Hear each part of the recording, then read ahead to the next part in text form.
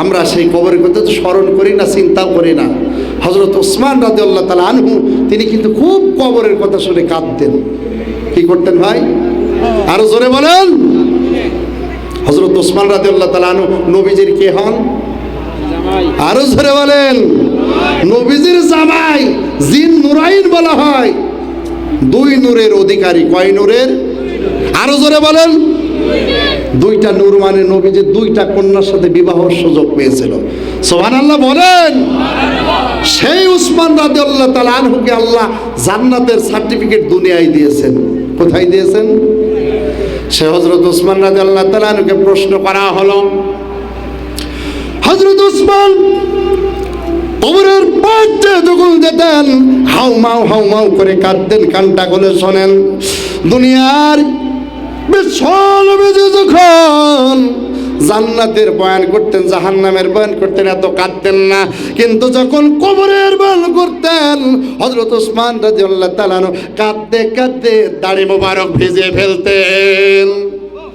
সাহাবারা প্রশ্ন করলো, ও ভাই উসমান, নবীজি তো জাহান্নামেরও বয়ান দেন, জান্নাতেরও বয়ান দেন, জাহান্নামের বয়ান শুনে এত কাঁদেন না, কিন্তু ভাই উসমান আল্লাহর নবী যখন কবরের কথা আলোচনা করেন তখন কেন কাঁদেন? কবরের পাশ দিয়ে গেলে কেন এত কাঁদেন? হযরত ওসমান রাদিয়াল্লাহু তাআলা বলেছিলেন, ওগো রাসূলের সাহাবীরা শুনে নাও, কবর হলো সর্বপ্রথম ঘাঁটি পরকালের। কথা বলেন ঠিক কিনা? ওই কবরে সাথী থাকবে না, বাতি থাকবে না, দ্বিতীয় আর কেউ থাকবে না। না থাকবে? আপনাদের এলাকায় কেউ পাশে থাকে নাকি? কেউ থাকে না, কেউ থাকে না।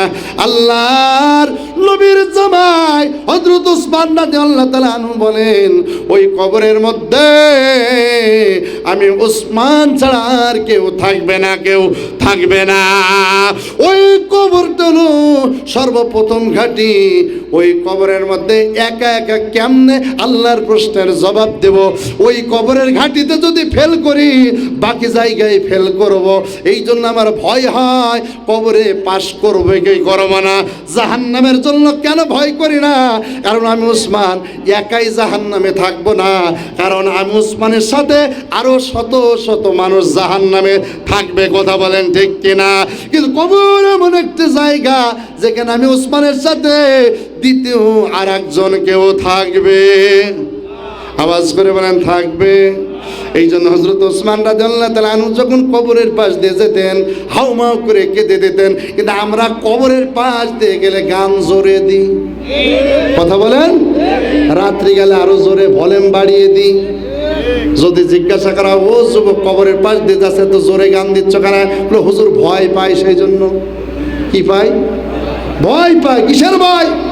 বলে জিন ভূতের ভয়।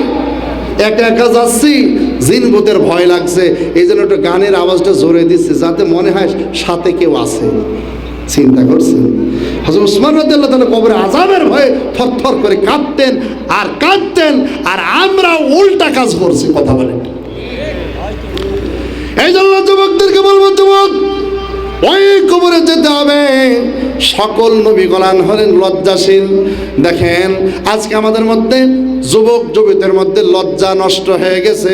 যুবক যুবতীরা গল্প করে, পার্কে যে বসে বসে গল্প করে, খালাতো ভাই, ফুফাতো ভাই, জ্যাঠাতো ভাই, কাজিনের সাথে নিরিবিলি জায়গায় বসে বসে গল্প করে। যদি বলা হয়, ও যুবক তোমার জন্য পর্দা ফরজ, ও মা, ও বোন তোমার জন্য পর্দা ফরজ, তখন অনেক যুবক জবাব দেয়, হুজুর আপনাদের অন্তর খারাপ, এই জন্য খারাপ নজরে দেখেন। আছে না নাই? আছে না নাই? কিন্তু হযরত মুসা আলাইহিস সালাম, আল্লাহ রাব্বুল আলামিন যখন মুসা আলাইহিস সালামকে বললেন, ও মুসা এই মিশরে আর তোমার থাকা যাবে না। কেন? হযরত মুসা আলাইহিস সালাম এক থাপ্পড় মেরেছিলেন। কি মেরেছিলেন ভাই? এক বাবরসিকে থাপ্পড় মেরেছিলেন। বাবরসি ছিল ফেরাউনের একেবারে নিজস্ব মানুষ, খাস বাবরসি, ফেরাউনের খুব নিকটতম বাবরচি। ফেরাউন তো সেই সময় প্রেসিডেন্ট, ঠিক কিনা? ফেরাউনের বাবরসিকে যদি মুসা আলাইহিস সালাম হত্যা করে, মেরে ফেলে, মুসা আলাইহিস সালামের ফাঁসি হবে। এটাই নিশ্চিত। কথা বলেন ঠিক কিনা? কিন্তু মুসা আলাইহিস সালামকে অন্যায় করে মেরেছিলেন না ন্যায় করে মেরেছিলেন? এই ফেরাউনের বাবুরচি অন্যায়ভাবে বনী ইসরায়েল একজন লোকের মাথার উপরে খড়ির বোঝা, খড়ি তো চেনেন, কাঠের বোঝা চাপিয়ে দিয়ে বলছেন আমার ওই বাবুর চিখানায় রান্নাঘর পর্যন্ত আমাকে নিয়ে যেতে হবে। বনী ইসরায়েলের এই নিরীহ মানুষটা বলছেন এটা কি সম্ভব? চাকরি তো আমি করি না, চাকরি করে না আপনি, আপনার খড়ির বোঝা আমি কেন নিয়ে যাব, আপনার কাঠের বোঝা আমি কেন নিয়ে যাব? কিন্তু পাওয়ার আছে না নাই? ফেরাউনের বাবুর চেয়ে ওর পাওয়ার তো বেশি। কথা বলে ঠিক কিনা? দেখেন না, আমার দেশের নেতার থেকে নেতার সামসার পাওয়ার বেশি। কথা বলেন ঠিক কিনা? ফেরাউনের চেয়ে ওর বাবুরচির পাওয়ার বেশি। দেখবেন আমাদের কুষ্টের কথা বলছি, নেতার অনেক ভালো ভদ্র, আমাদের সাথে অনেক সুন্দর আচরণ, কথাবার্তা সব কিছু বলে, কিন্তু ওর যে সামসা ওর কবে টেকা যায় না এলাকায়। তো ফেরাউনের বাবুরচি বলছেন নিয়ে যেতেই হবে, না নিয়ে গেলে তোমার ছাড়বো না। হঠাৎ করে মুসা আলাইহিস সালাম সামনে দাঁড়িয়ে গেছেন, মুসা আলাইহিস সালামকে বিচার দিয়েছেন, ও জামানার পাইগম্বর মুসা, এই যে দেখেন ফেরাউনের বাবুরচি আমার মাথার উপর জোর করে কাঠের বোঝা চাপিয়ে দিচ্ছে, তার বাবুর্চিখানা পর্যন্ত, তার রান্নাঘর পর্যন্ত আমাকে বোঝা বহন করতে হবে, এটা কেমন অন্যায় দেখেন তো। বলেন দেখে মুসা আলাইহিস সালামকে এটা সহ্য করবে? মুসা আলাইহিস সালাম সঙ্গে সঙ্গে বিশাল জোরে একটা থাপ্পড় মেরেছেন, এক চড়ে জায়গায় শেষ জায়গায় মারা গেছে। বলেন দেখি মুসা আলাইহিস সালামকে অন্যায় করেছেন না অন্যায়ের প্রতিবাদ করেছেন? আওয়াজ করে বলেন অন্যায় করেছেন না অন্যায়ের প্রতিবাদ করেছেন? আজকের পৃথিবীতেও আলেমরা অন্যায় করে না, আলেমরা অন্যায়ের প্রতিবাদ করে। কথা বলেন ঠিক কিনা? কিন্তু অন্যায়ের প্রতিবাদ করতে গেলে বলে হুজুররা জঙ্গি। কথা বলেন ঠিক কিনা? হুজুররা সন্ত্রাস, হুজুররা উগ্রবাদী, এরকম বলার মানুষ সমাজে আছে না? না। কিন্তু যেই মানুষটাই কথা বলে ও জানে হুজুররা ন্যায়ের উপরে প্রতিষ্ঠিত, হুজুররা অন্যায় করে না, অন্যায়ের প্রতিবাদ করে। আওয়াজ করে বলুন কথা ঠিক কিনা? হযরত মুসা আলাইহিস সালাম এক থাপ্পড় মারলেন, এক থাপ্পড়ে জায়গায় শেষ। আল্লাহ ডাক দিয়ে বললেন মুসা, এই মিশর শহরে থাকা যাবে না, কারণ ফেরাউনের হাতে ক্ষমতা, তোমাকে যে কোনো মুহূর্তে গ্রেপ্তার করবে, গ্রেপ্তার করে ফাঁসির মঞ্চে ঝোলাবে। যাও যাও যাও, মিশর ছেড়ে মাদাইন শহরের দিকে চলে যাও। হযরত মুসা আলাইহিস সালাম চলে গেলেন রাতের অন্ধকারে মাদাইনে, যে একটা গাছের নিচে অবস্থান করছেন। আমি যুবকদেরকে বোঝানোর জন্য কথাটা বলছি, কান খুলে শোনেন। দুপুর পর দেখা গেল শত শত মানুষ একটা কূপের কাছে এসে পানি তোলার জন্য ভিড় জমে গেল। তার অদূরেই দুইজন যুবতী মেয়ে কলস কাকাই করে নিয়ে দাঁড়িয়ে আছেন। মুসা আলাইহিস সালাম দীর্ঘ সময় দাঁড়িয়ে দাঁড়িয়ে দেখলেন ভিড়ের মধ্যে মেয়ে দুটো যায় না। হযরত মুসা আলাইহিস সালাম ডাকতে বললেন, বল তোমরা কি করবে এখানে, কেন দাঁড়িয়ে? দুইজন যুবতী মেয়ে বলেন, হে প্রতীক, হে যুবক, আমরা দুইজন পানি নেব, যেহেতু ভিড় এই জন্য নিতে পারি না। আমার আব্বা অত্যন্ত অসুস্থ, বয়োবৃদ্ধ একজন মানুষ, আমাদের অনেকগুলো ছাগল আছে, ওই ছাগলকে পানি পান করাতে হবে, কিন্তু এই ভিড়ের মধ্যে যেতে পারছি না, এই জন্য দাঁড়িয়ে আছি। যখন ভিড় কমবে তখন আমরা পানি ওই কূপ থেকে তুলে ছাগলকে পানি পান করে এরপরে আমরা বাসার দিকে ফিরে যাব। হযরত মুসা আলাইহিস সালাম বললেন, দাও তোমাদের পাত্র দাও। হযরত মুসা আলাইহিস সালাম পাত্র নিলেন, দুই হাত দিয়ে লোকজনের ভিড় ভেদ করে চলে গেলেন। এরপরে পানি তুললেন, বিশাল জোয়ান মুসা আলাইহিস সালাম পানি তুলে পাত্র ভরে দিলেন, ছাগলকে পানি পান করিয়ে দিলেন। এরপরে দুই বোন, দুইটা যুবতী হাঁটতে হাঁটতে বাড়ির দিকে চলে গেল। সন্ধ্যা ঘনিয়ে আসার পূর্বে, সূর্য ডুবার পূর্বে দুই বোন যখন বাসায় ফিরেছে, হযরতে শুআয়ব আলাইহিস সালাম প্রশ্ন করলেন, মাগো, প্রতিদিন আসতে তোমাদের সন্ধ্যা ঘনিয়ে যায়, রাত হয়ে যায়, আজকে কেন সূর্য ডুবার আগে তোমরা ফিরে আসলে, বিষয়টা কি একটু বলো। দুই বোন ডাকতে বলছেন, আব্বা আজকে এমন একজন যুবক আমাদের উপকার করেছে, যেই যুবক আপনার কথা যখন বললাম, আমাদের হিস্টোরি যখন তার কাছে বর্ণনা করলাম, আমাদের উপকার করেছে, পানি তুলে দিয়েছে, ছাগলগুলোকে পানি পান করাইছে। হযরত শুআয়ব আলাইহিস সালাম যেহেতু একজন পয়গম্বর, তিনি বললেন এত বড় উপকার যেই যুবক করেছে, ওই যুবককে একটু আমার কাছে ডেকে নিয়ে আসো। ওই যুবককে তো অন্তত একটা ধন্যবাদ দেওয়ার দরকার আছে না? না, যেই লোকটা এত উপকার করলো তোমাদের, আমি নবী, সেই লোকটার প্রতি একটু কৃতজ্ঞ হব, একটু ধন্যবাদ জ্ঞাপন করব। অন্তত এতটুকু দায়িত্ব তো আমি পালন করব, যেহেতু আমি বয়োবৃদ্ধ মানুষ, আমি তো আর যেতে পারছি না। বিরক্ত বোধ করছেন নাকি? বিরক্ত বোধ করছেন? আলোচনা চলবে কতক্ষণ ভাই? জোরে বলেন কতক্ষণ? সারা রাত হুজুর হয়ে যাবে কাজ। হুজুরের বাড়ি যাওয়ার দরকার নেই, তবে সারা রাত হবে না, যথা সময় আলোচনা শেষ হবে ইনশাআল্লাহ। আলহামদুলিল্লাহ, আপনাদের এলাকার মানুষ ভালো, আপনারা 10টার সময় আমাকে মঞ্চে নিয়ে এসেছেন। অনেক এলাকায় আছে যেখানে রাত 12টা, 1টা, 3টার সময় মঞ্চে ওঠায় হুজুর, 3টার সময়।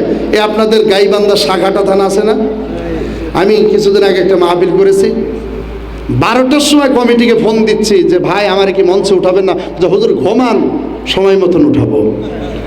চিন্তা করেন তাহলে উঠাবে কয়টায়? আচ্ছা, ওই রাত 2টার সময়, 3টার সময় যদি উঠায়, একদম কি অবস্থা হবে? বক্তা ঝেমাবে আর শ্রোতা ঘুমাবে, এছাড়া কোনো উপায় আছে?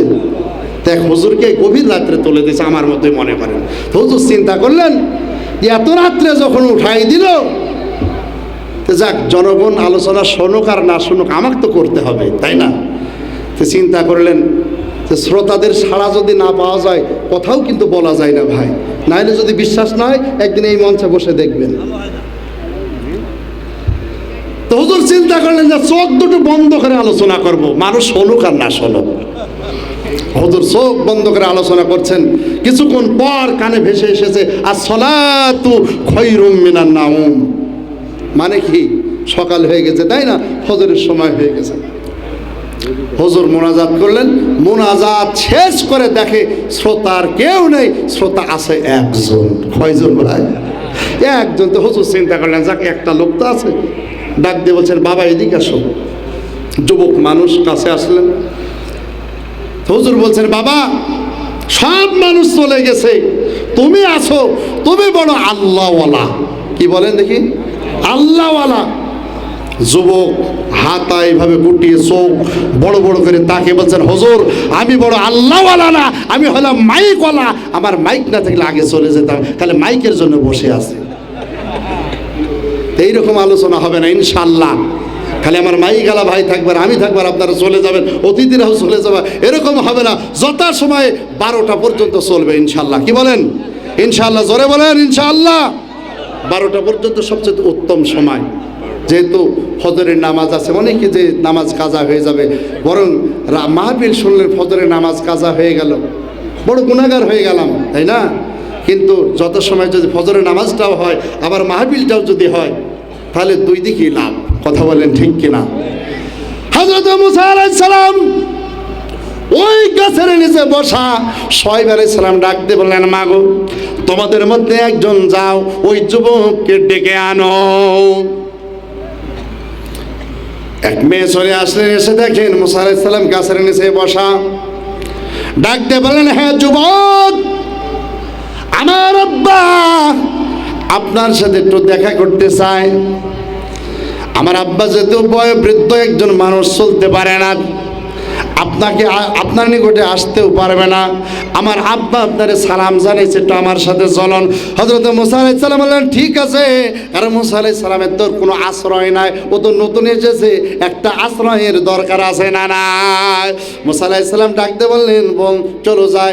হযরত মুসা আলাইহিস সালাম এই কথা বলার পর শুআয়ব আলাইহিস সালামের মেয়ে সামনের দিকে চলতে থাকলেন।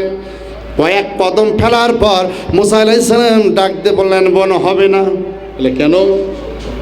সামনে চলা যাবে না। বলে কেন? আমি যুবক মানুষ, তুমি একজন যুবতী মেয়ে, সামনের দিকে চলবে, তোমার প্রতি আমার কুদৃষ্টি পড়তে পারে, আমার অন্তরে শয়তান ওয়াসওয়াসা দিতে পারে, আমার অন্তরে শয়তান ধোঁকা দিতে পারে। এই জন্য তুমি পিছে আসো, আমি সামনে গেলাম। ডান দিকে যদি যেতে হয় তুমি ডান দিকে রাহাবারি করবা, বাম দিকে যদি যেতে হয় বাম দিকে রাহাবারি করবা, কিন্তু তুমি সামনে চলতে পারবা না। চিৎকার দিয়ে বলেন আল্লাহু আকবার। বলেন দেখে, মুসা আলাইহিস সালামকে যদি শয়তান ধোঁকা দেওয়ার চেষ্টা করে, আপনি আর আমি সাধারণ মানুষ, আপনাকে আমাকে শয়তান ধোঁকা দিতে পারবে কি পারবে না? খালাতো ভাই আর মামাতো বোন, খালাতো ভাই আর খালাতো বোনকে মনে হয় ধোঁকা দিতে পারবে না? হ্যাঁ, পারবে? মুসা আলাইহিস সালামকে যদি ধোঁকা দিতে পারে, ভাইজান যুবক যুবতীরা যখন নির্জনে অবস্থান করে, নবী বলেন তৃতীয় আর একজন সেখানে অবস্থান করে, তার নাম হলো মিস্টার ইবলিস। আওয়াজ করে বলেন কথা ঠিক কিনা? এই জন্য নবী বলেন আল হায়াউ শুবাতুম মিনাল ঈমান, লজ্জা হলো ঈমানের ভূষণ, লজ্জা হলো ঈমানের ভূষণ।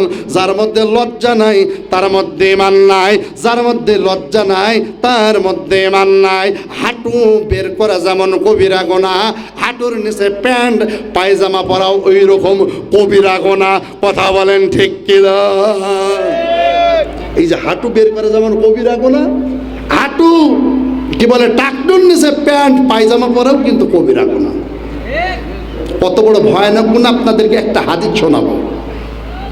নবীজি একটা কথা বললেন, সালাসাতুন লা ইকাল্লিমুহুমুল্লাহু ইয়াউমাল কিয়ামা